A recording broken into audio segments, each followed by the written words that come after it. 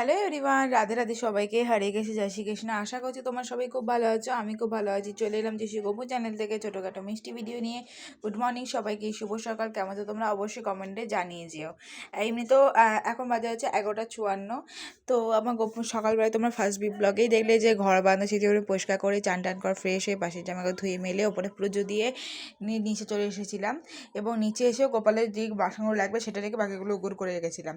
তো তো আমার কিন্তু এখানে দেখো তারপর ফুল তুলসী পাতা তুলে জল ভরে সেগুলো ধুয়ে দেখো গোপালে দেখো সকালের জন্য নকুল দানা, দুপুরের জন্য দিয়েছি চিড়ে বাতাসা আর জল। তুলসী পাতা দিয়ে ধূপ করে দিয়ে আরতি করে জল সঙ্গে জল ভরে তুলসী পাতা দিয়ে সারাদিন জল রেডি করে তুলসী পাতা দিয়ে গীতার তুলসী পাতা দিয়ে সব গোপুসর রাধারানীকে কিন্তু আমি সুন্দর করে সাজিয়ে গুছিয়ে রেডি করে দিয়েছি। এদিকে গোপালের বিছানা গুছিয়ে প্যান্টগুলো ধুয়ে মেলে বাসনগুলো করে জামাটা ধুয়ে মেলে দিয়েছি।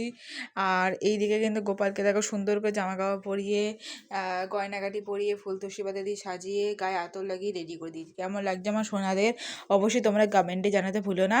আর সবাই মিলে একটু রাধে রাধে লিখে যেও আমার গোপসর রাধারানীর হয়ে।